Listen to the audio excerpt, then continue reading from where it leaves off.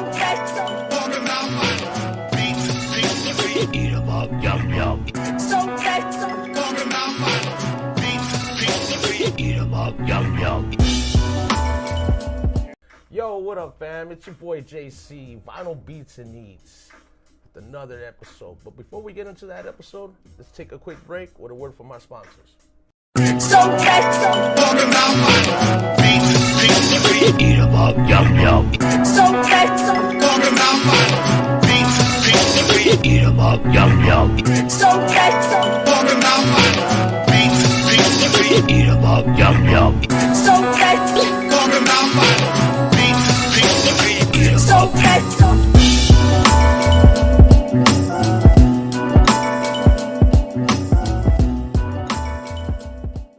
Yo, back. Vinyl Beats and Needs. Keep doing it every week. I'm telling you already. DJs, producers, that's what we do. Yo, man, telling you, fam, got a guest today. Guest today by the name of DJ GARGAMEL. GARGAMEL, man. How you doing, family? Thanks for coming through. Shit, man, this is Eat, so got you some fucking red snapper. This joint that was around here, they say it's really, really, really good. So red snapper, right? Yeah. Yeah. Where's she at? Bleep. So check that out. Everybody says it's good. I really don't fuck with fish, so I just go off with other people. But man, shit. Other than that, man, I know your fucking drivers. Like you said, I live out in Vegas and shit. But You know what I think it was? I think it was just the timing, because everybody, this is around that hour. yeah. Everybody was coming Right. on from work and whatnot. Right.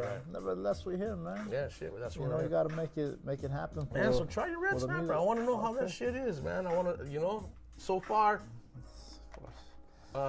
few of our guests that have come in, Who's tried this? Master C, Alcoholics. Okay, yeah. And he said it was great. And then DJ Gloss, which is he DJ like for Project Blow and stuff. But Okay, that's good. watch out for the bones though. That's real fish. Oh, okay. Yeah. So that's one thing they were saying. The only knock on it, it's bone, but it's real fish. Yeah, So yeah. So it ain't artificial. exactly. So man, see you out there, Gargamel. I see you out there. You It's been a long time, bro. you're putting in work. I see, shit. I mean, your body of work alone, just automatically, you've been around for a minute, kind of like brushed up on you. I like to say that, I pretty much say that I don't try to follow too much on a guest, because I want to know just like everybody else, So I say that quite often with guests to come in here, and other than that, so like, man, so what have you been up to? What projects you working on? What you fucking with? Currently, yesterday, I have a buddy named Omar. He has a label called Water the Plants, Okay. and he owns a restaurant called Taco Naso. The one in industry? Yeah, The one off all of them. And, Taco Naso's fucking, hey, they got some shit, man. Yeah. I remember, they used to come down and cater every now and then to a job I used to work with. He supports a lot of hip hop. Okay. So he actually works with a lot of underground hip hop artists. I know he's done stuff with Tumex, Psycho Round. He's done stuff with all types of people. Right. So I've been in the studio with him for the last month, and I mean, I've been working with him since I was a kid. So you're working on a project right now? Yes, I've been in the studio with him for the last month, working on a soundtrack. Whatever happens with that is, on them. Right. I'm just playing my position. Right. So it's a soundtrack for a movie? I'm just playing my position. Oh, okay, with it, okay. You know what So, I mean? I can't. Doesn't I want to can't- give up too much yet. That's what it is. One thing I learned is, just play your position. Whatever happens with the situation, happens with the situation. But that's in Omar's hands. Okay. But I've been in the studio with them for the last month, and So I've been working on that. As far as like production goes, been doing that. So that's music production. Wow. All right. As far as projects, I have a studio that I own in Uptown Whittier. Okay. And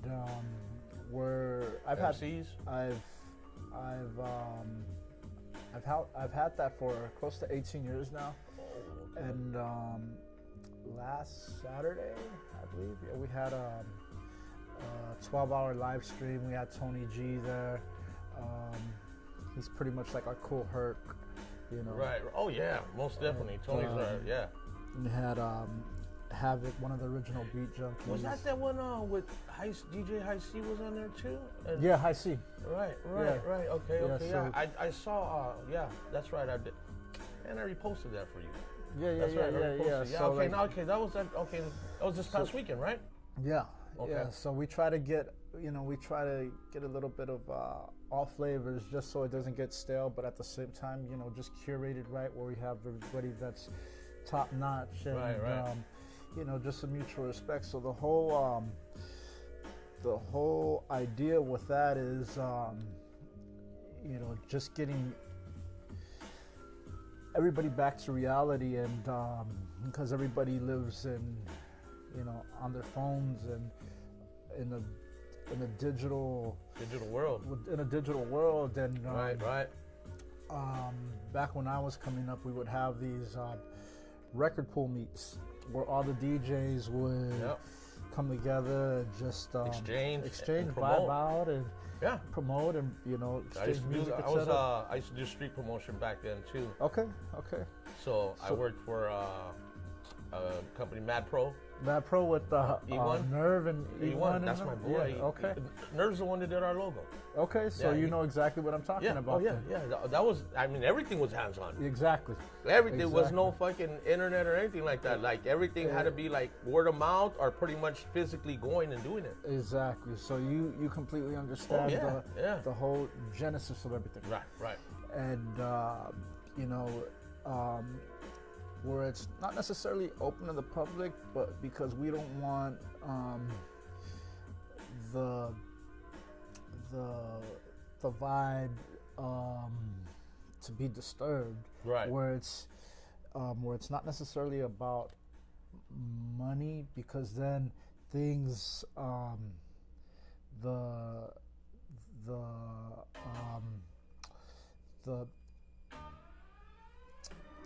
the whole narrative changes. Okay. Because then DJs are like, well, how much am I gonna get to show up, and etc. And we didn't have that back in the day. Exactly. People showed up. People showed up. Now you're right though. It's about money. It's about money. That's basically what it comes down to. It's about money.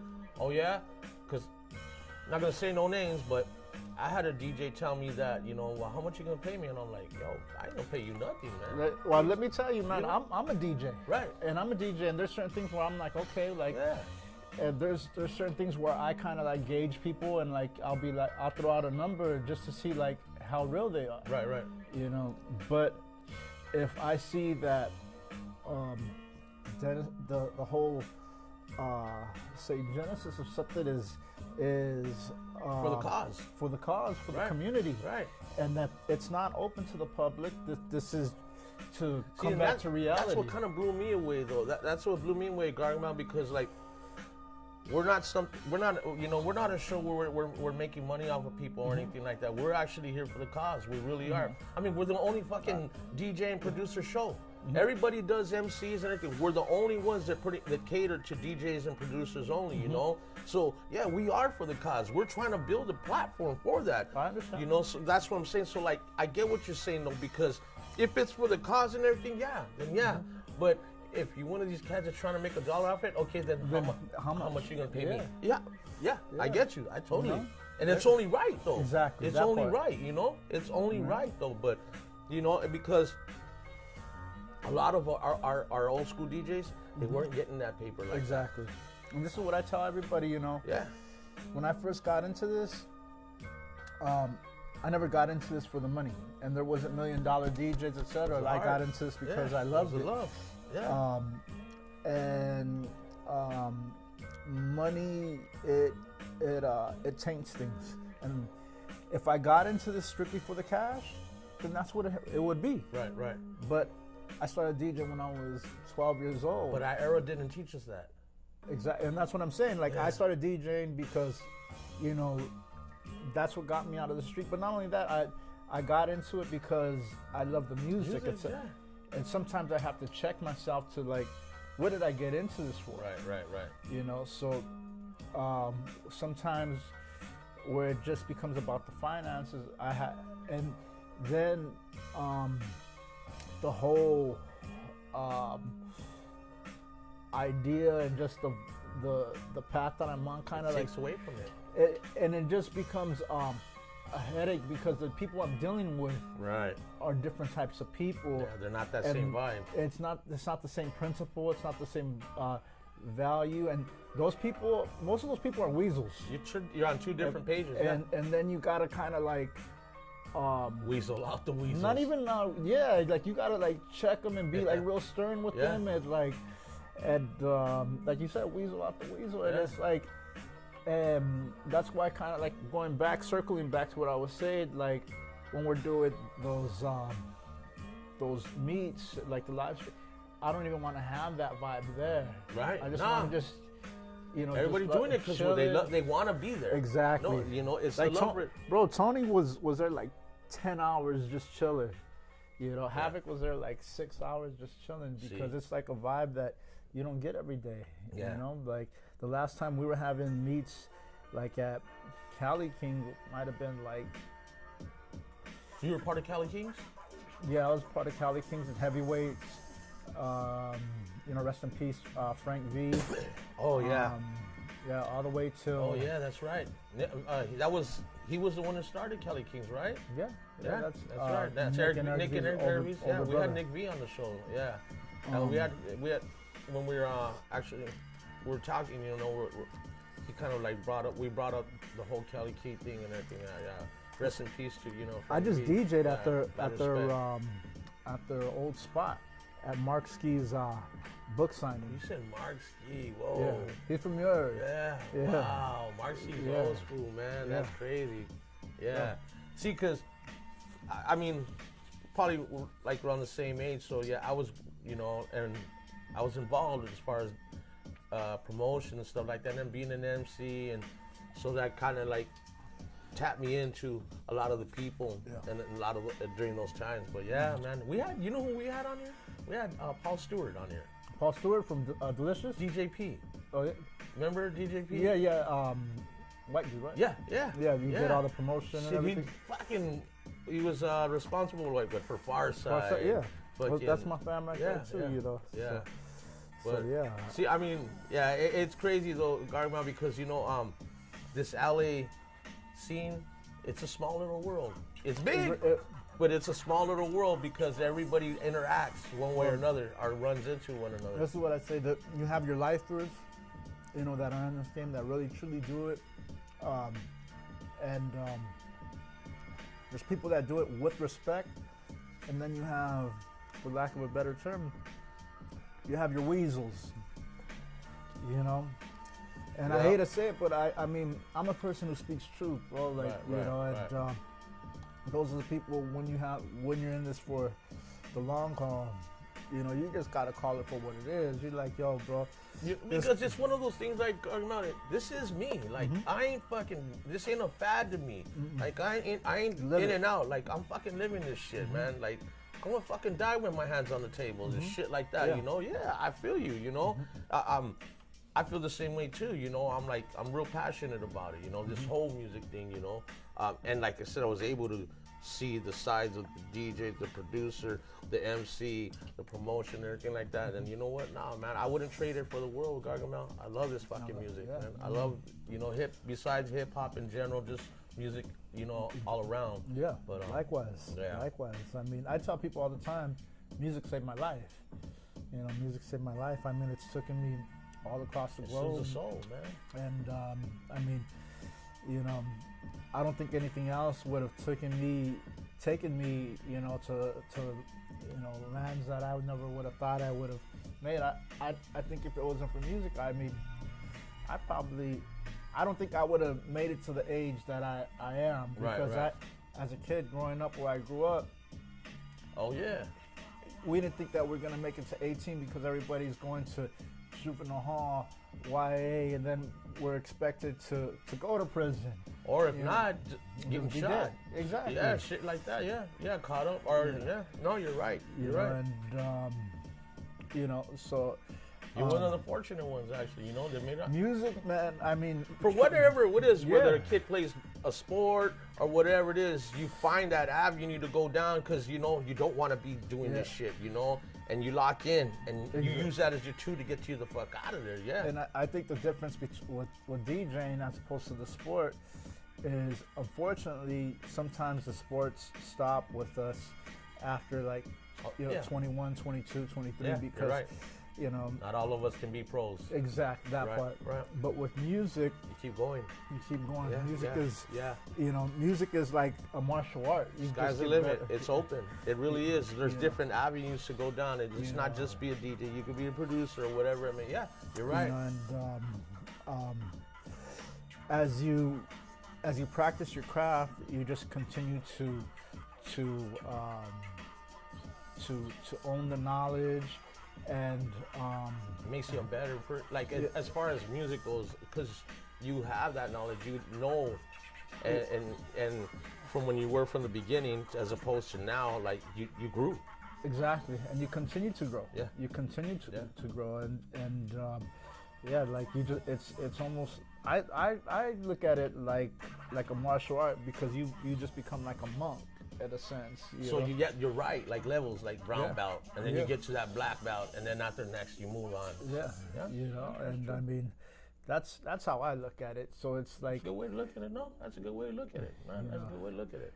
So, I mean, I also look at this game like sports. You know, I mean, there's a time where you got to get off the court. Right. You know, you got to be like a Shaq. Know when to say when. You got to be like a Shaq or a Howie Long and start doing, you know, things. You got to start, you know, doing some announcements and stuff like that. You know what I mean? Or go buy some Papa John's. Parlay off of your shit. Exactly. Parlay off of it. That part, you know, you gotta let that new era jump on the court. Yeah. You know what I mean? You gotta find another avenue. Exactly. Yeah. Or do Magic Johnson and start, you know, coaching and buying the team and stuff like that. You know, you can't be on the court your whole life. No, you're right. You're right. That's real. No, that's fucking real. Because there's some people that think they can, and they get caught up in it. Yeah. Still trying and not realizing that you need to tap out. Yeah, I mean, you know, they try to be young their whole life, but they're expired. Right. You know, just trying to be, just keeping it a buck, just keeping it 1,000. You know, like you said, man, keeping it a buck. Yo, Gargamel. Man, I just wanted you to come out and hang with us, man. I just wanted man, you to chill thank you with for us having me. Man, I wanted you to try this food. Man, that food's delicious. I kept telling you, man, I said, we're going to chill. We're going to hang out and eat this shit, you know? Yeah, and just chop it out some good music. Yo. JC in the house. Hey, that was a real good convo right there, man. Fam, telling you. We're just real life shit. No, but that's some real life shit, though. Other than we're just talking about music, that applies in life in general. So, yo, fam, I'm telling you, don't go nowhere. We're going to come back. Man, Gargamel's going to get on the ones and twos, man. So, you know how I said all the time, fam, already, you know? Hit that link right there. Instagram. If you don't have it, get it. Jump aboard, hang out. Hit like, subscribe, hit the bell. Man, be a part of this. Go to the bathroom. Get something to eat, something to drink, roll one up. Because we're about to be back right now with DJ Gargamel. That's right. It's your boy JC, the hip hop junkie. Vinyl Beats and Eats. Ones and twos. Ones and twos. Word them up. One love. So Eat 'em up, yum yum. Eat 'em up, yum yum. Eat 'em up, yum yum.